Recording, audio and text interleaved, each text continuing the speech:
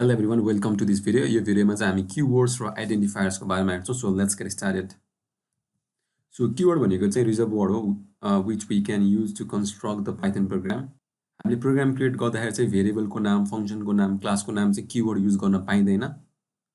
Python 3.8 सम्म आउँदाखेरि चाहिँ टोटल 35 keywordsहरु चाहिँ Python इन्टरप्रिटरमा चाहिँ इन्क्लुड गरेको छ. तपाईलाई एक्जाम्पलमा हेरौँ है त. म एउटा फाइल क्रिएट गर्छु verify keyword.py भनेर. अनि कीवर्ड भेरिफाई गर्नको लागि चाहिँ एक्जिस्टिङ इन्टरप्रिटरले चाहिँ हामीले युज गरिरहेको इन्टरप्रिटरले चाहिँ कतिवटा कीवर्ड्सहरु कन्टेन गर्छ भनेर हेर्नको लागि चाहिँ हामीसँग कीवर्ड भन्ने मोडुल छ.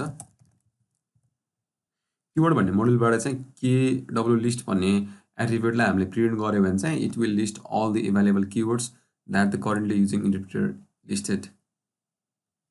एक्जाम्पलको लागि चाहिँ मैले प्रिन्ट keyword.kwlist गरे भने यसले चाहिँ सबै कीवर्ड्सहरु चाहिँ प्रिन्ट गर्छ. भनेपछि यो सबै कीवर्ड्सहरु चाहिँ हाम्रो अहिले Python 3.8.2 ले युज गरेको कीवर्ड्सहरु हो. सो यसको लेन्थ पनि क्याल्कुलेट गरौँ न त. लेन्थ keyword.kwlist गर्दाखेरि चाहिँ हाम्रो टोटल लेन्थ भनेको चाहिँ कति छ भन्दाखेरि ओके यसलाई प्रिन्ट गर्नु पर्यो. हामीले प्रिन्ट गरेन. keyword.kwlist हामीले लेन्थ प्रिन्ट गर्न खोजेको हो. सो भनेपछि अराउन्ड 35 वटा कीवर्ड्सहरु चाहिँ रहेछ. अब यिनीहरुलाई मैले यसमा अझै एउटा ह्यान्डी फंक्सन पनि छ.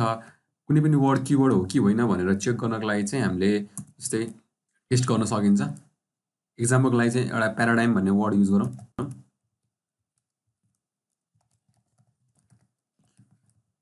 यस कीवर्डमा चाहिँ यो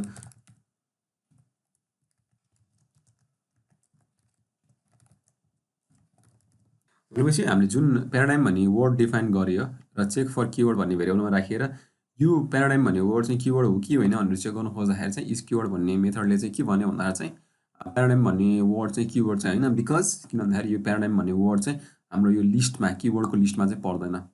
so that's it for this video. Thank you for watching this video. Next भिडियोमा चाहिँ हामी आइडेन्टिफायर्सको बारेमा चाहिँ हेर्छौं.